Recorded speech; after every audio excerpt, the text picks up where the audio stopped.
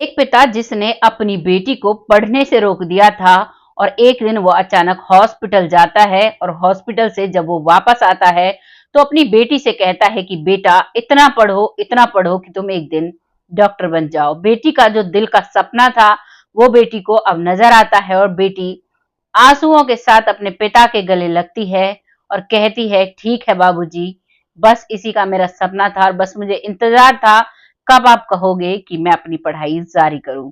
ऐसा क्या हुआ था जो उस लड़की की पढ़ाई रुकवा दी गई और उस पिता के साथ ऐसा क्या हुआ जो अपनी पत्नी को हॉस्पिटल लेकर जाता है और अपनी बेटी की रुकी हुई पढ़ाई को दोबारा से शुरू करा देता है।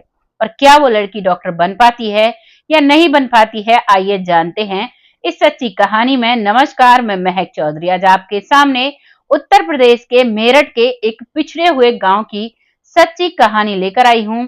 इस गांव में कुछ ऐसे लोग रहा करते थे जो बच्चियों की पढ़ाई पर सवाल उठाया करते थे। तो यहाँ पर एक परिवार होता है, परिवार का जो मुखिया है उसका नाम होता है करण सिंह और करण सिंह की इकलौती बेटी होती है। इकलौती बेटी जो कि पढ़ने में बेहद ही होशियार होती है, उसका नाम होता है वो अपने पिता से कहती है कि बस बाबूजी मुझे पढ़ने दो, मुझे डॉक्टर बनना है। उसका पिता बड़े चाव से उसे पढ़ाता है। छोटी छोटी क्लासें थी और जब वो 10वीं क्लास में आती है तो 10वीं क्लास में जब वो रिजल्ट लेकर आती है तो पूरे गांव में हंगामा हो जाता है क्योंकि वो लड़की डिस्ट्रिक्ट लेवल पर टॉप आई थी। और जब सभी को पता लगता है कि ये बच्ची इतनी होशियार है कि ये बहुत अच्छे से पढ़ती है और इसने अब टॉप किया है, तो यहाँ पर कुछ लोग जो तकियानुसी सोच के होते हैं वो लोग आकर करण सिंह से ये तो नहीं कहते हैं कि तुम्हारी बेटी बहुत आगे जाएगी, बहुत अच्छा पढ़ाई लिखाई उसने की है, उसका दिमाग बहुत तेज है, बल्कि उल्टा कहते हैं। वो कहते हैं कि भाई जितना तुम्हें पढ़ाना था उतना पढ़ा लिया, वो सब ठीक है जितना तुमने पढ़ाया, अब तुम्हें इस लड़की को नहीं पढ़ाना चाहिए। कहीं ऐसा ना हो तुम्हारी इज्जत को वो हवा में उछाल दे और पढ़ाई के नाम पर कुछ और ही करे। इस बात को पिता सुनता है लेकिन कहता है कि कोई नहीं, सब बच्चियां एक जैसी नहीं होती, मुझे अपनी बेटी को आगे पढ़ाना है। और वो पिता बिना गांव की परवाह किए हुए अपनी बेटी की पढ़ाई की खुशी मनाते हुए अब अपनी बेटी का 11वीं क्लास में इंटर कॉलेज में एडमिशन करा देता है। बाद अब वो पिता खुश है, उसकी बेटी पढ़ाई कर रही है, लेकिन जब उसकी 11वीं होती है, क्योंकि 11वीं का जब भी रिजल्ट आता है तो इतना वो नहीं होता जितना 10th और 12th का, यानी 11वीं 10वीं और 12वीं क्लास का हंगामा होता है। तो 11वीं का रिजल्ट आ जाता है, उसमें भी वो बच्ची बहुत अच्छे मार्क्स लेकर आती है, लेकिन लोगों को ऐसा लगता है कि भाई इसकी लड़की तो अब इंटर कॉलेज में पढ़ती है, क्योंकि उस गांव में वो लड़की सबसे ज्यादा पढ़ रही थी। अक्सर लड़कियों को पहली दूसरी लास्ट 5वीं क्लास तक पढ़ाकर बिठा लिया जाता था और हाईएस्ट 8वीं क्लास तक पढ़ाकर बिठा लिया जाता था। लेकिन वो ईसा इकलौती लड़की थी उस गांव की जो 11वीं क्लास में पढ़ रही थी। अब गांव के कुछ लोगों से वो बात हजम नहीं होती है और अब वो शुरू करते हैं अपना काम। और जो ईसा के पिताजी थे करण सिंह, उनके पास उनकी बैठक पर आया करते और वहां पर आकर बैठते और कहते, तुम अपनी बच्ची को इतना पढ़ा रहे हो, ऐसा ना हो कहीं तुम्हारा नाम खराब कर दे, हमने तुमसे पहले भी कहा है लेकिन तुम मानते नहीं हो। उस समय करण सिंह उस बात को आई गई करता है और इग्नोर करता है, उस बात को नहीं सुनता है। लेकिन उन्होंने ऐसा लगता था कि उन लोगों ने मकसद बना लिया था कि इस बच्ची को घर पर बिठाना है। ऐसे ही करते करते कभी कोई कुछ कहता, कभी कोई कुछ कहता, उन सब बातों को सुनते सुनते अब वो लड़की 12th में भी टॉप कर जाती है। जैसे ही उसका 12th का रिजल्ट आता है तो खुशी खुशी अपने घर पर रिजल्ट लेकर आती है और अपने पिता को दिखाती है कि बाबूजी देखो मैं किया है, आपको कैसा लग रहा है मेरी कामयाबी देखकर। वो पिता नीची नीची सी नजरों से कहता है कि बहुत अच्छा लग रहा है बेटा, लेकिन अब तुम्हें नहीं पढ़ना चाहिए, अब तुम घर के कामकाज सीखो, मुझे तुम्हारी शादी करनी है, तुम हमारी इकलौती संतान हो, ऐसा ना हो कि कहीं पर कुछ ऊंच नीच हो जाए और मुझे अपनी मूंछें नीची कर कर रखना पड़े। पिता के ये शब्द सुनकर वो बेटी घबरा जाती है और सोचती है कि बाबूजी को ऐसा क्या हुआ जो उन्होंने मेरी पढ़ाई रोकने का एकदम से फैसला ले लिया। हो सकता है वो भी समझती है कि हो सकता है किसी दोस्त ने, किसी पड़ोसी ने कुछ कहा हो। तभी वो अपने पिता से कहती है कि बाबूजी मैंने तो आज तक आपको कोई भी शिकायत का मौका नहीं दिया, आज तक मैंने किसी लड़के से बात नहीं की, आज तक मैं पढ़ाई में अच्छे नंबर लेकर आती रही हूँ, मेरा पूरा ध्यान मेरी पढ़ाई पर रहता है। फिर किस गुनाह की सजा मुझे दी जा रही है जो मुझसे मेरी पढ़ाई को छीना जा रहा है? चाहे तो आप मुझे एक वक्त का खाना मत दो, लेकिन बाबूजी मुझे मेरी पढ़ाई दे दो। उसका पिता इस बात को भी इग्नोर करता है और कहता है डांट लगाते हुए कि जो मैंने तुमसे कहा वो तुम्हें समझ में नहीं आ रहा, जो मैंने एक बार बोल दिया वही होगा। और वो लड़की चुप हो जाती है। अंदर से उसकी माँ आती है और अपनी बेटी को चुप करते हुए अंदर ले जाती है। अब धीरे धीरे वक्त निकलता है। वो लड़की घर के कामकाज में अपनी मम्मी के हाथ बटाती है। ऐसे ही करके करीबन 1 साल निकल जाता है और एक दिन उसकी माँ के पेट में बहुत तेज दर्द उठता है। जब उसकी माँ के पेट में दर्द उठता है तो उसका पति यानी उस ईसा का पिता करण सिंह अपनी पत्नी को लेकर पास ही के सरकारी हॉस्पिटल में जाता है। वहां जाने के बाद वो पहले तो अपनी पत्नी की जो नंबर आना था उसकी बारी का इंतजार करता है।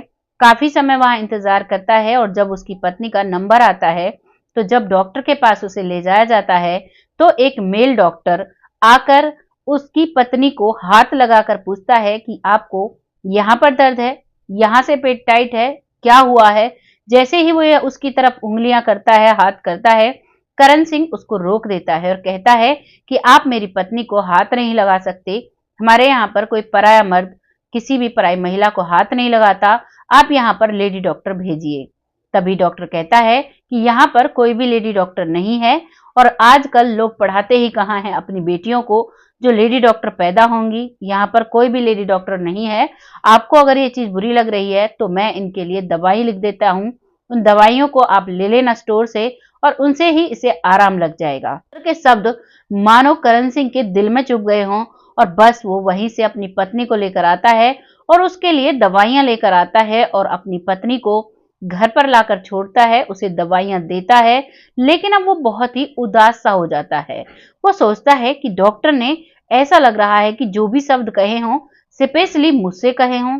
मैंने ही अपनी बेटी को पढ़ने से रोका है, मैंने ही एक सफल डॉक्टर बनती हुई लड़की को रोका है। कहीं ऐसा सच तो नहीं?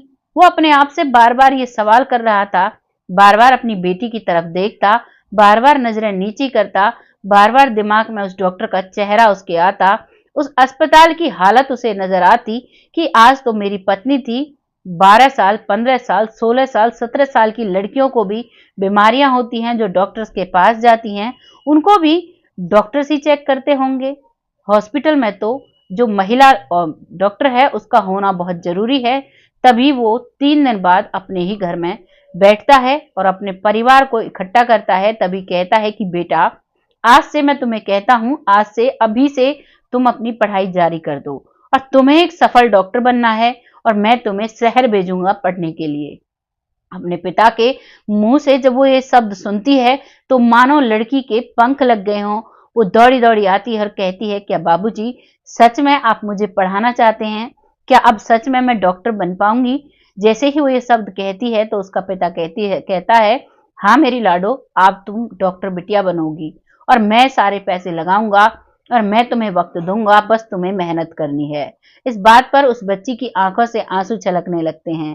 तभी उसका पिता कहता है कि जब मैंने तुम्हें पढ़ाई से रोका तो तब भी रो रही थी और आज मैंने तुझे पढ़ने के लिए बोला तो तब भी रो रही है। क्या है, क्या माजरा है ये? तभी वो कहती है कि बाबूजी आज तो ये खुशी के आंसू हैं और उस समय ये दुख के आंसू थे। आज मुझे ऐसा लग रहा है कि मानो सारा आसमान मेरी आगोश में हो। मुझे बहुत खुशी हो रही है और मैं अब आपको एक सफल डॉक्टर बनकर दिखाऊंगी। इस बात को सुनकर पिता खुश हो जाता है बेटी के दिलासे से और बेटी का एडमिशन अब अगले ही दिन वो कॉलेज में शहर में जाकर करा देता है। वहीं पर अपनी बेटी को रहने के लिए कमरा दिलवाता है, पढ़ाई के लिए हर खर्च उसे दिलवाता है और अब वहीं पर वो रहकर लड़की पढ़ाई करती है। लगातार पढ़ाई करने के बाद लगभग 3 साल बाद वो डॉक्टर बन जाती है और डॉक्टर बनने के बाद जब वो वापस अपने पिता के पास आती है तभी उसका पिता कहता है शाबाश मेरी डॉक्टर बिटिया, अब आगे बताओ क्या करना है। तभी वो बेटी कहती है कि बाबूजी अब क्या करना है, अब हमें अपने ही गांव में एक हॉस्पिटल खोलना है जिस हॉस्पिटल में हर वो उस व्यक्ति का इलाज होगा जिसके पास पैसे नहीं है और जो महिला पेशेंट है जिसमें किसी भी महिला या किसी भी लड़की को परेशानी होगी। मानती हूं मैं लड़कों का भी इलाज यहाँ पर होगा लेकिन यहाँ पर जो आप चाहेंगे आपकी सुविधा के हिसाब से डॉक्टर रहेगा। तो उसका पिता कहता है कि बेटा, ये लड़का लड़की का भेद अब मेरे दिमाग से निकल गया है। मेरी बेटी डॉक्टर बन गई है और तुमने मेरे नाम को बहुत ऊंचा किया है। आज मैं गांव में सीना गर्व से चौड़ा करके चलता हूँ। मुझे बहुत खुशी होती है कि मेरी बेटी एक डॉक्टर है। और अब वो जब हॉस्पिटल खोलते हैं तो उसकी बेटी वहां पर लोगों का इलाज करती रहती है। और उसका पिता जब देखने के लिए जाता है तो वो देखता है जिन लोगों ने उसकी बेटी को पढ़ाने के लिए मना किया था, वही लोग उसके पास जाकर इलाज करवा रहे हैं और आकर उससे कहते हैं कि करण सिंह, यार लाडो ने तो बहुत अच्छा इलाज किया, हमें ठीक कर दिया, बहुत अच्छी डॉक्टर बनी है तुम्हारी बेटी। तुम्हारी बेटी ने पूरे गांव का नाम रोशन कर दिया है। वाकई में तुम्हारा फैसला सही था, हमारी सबकी बातें गलत थी। ये थी एक सफल डॉक्टर और एक अच्छे पिता की कहानी। आपको कैसी लगी कमेंट सेक्शन में जरूर बताना। जिस गांव में लड़कियों को 8वीं क्लास से आगे पढ़ने की इजाजत नहीं थी, उस गांव में एक लड़की पढ़कर बनती है डॉक्टर और फिर अपने गांव में सारी डॉक्टरी सेवाएं देती है। आपको जैसी भी लगी है अपनी राय कमेंट बॉक्स में लिखिएगा। हमें सपोर्ट करने के लिए हमारे चैनल को सब्सक्राइब करिए, वीडियोस को लाइक करिए और शेयर करिए। और स्वस्थ रहें, मस्त रहें, तब तक आबाद रहें, बस यही दुआ है हमारी भगवान से। बहुत जल्द फिर से ऐसी ही किसी कहानी के साथ आती हूँ। तब तक के लिए जय हिंद, जय भारत।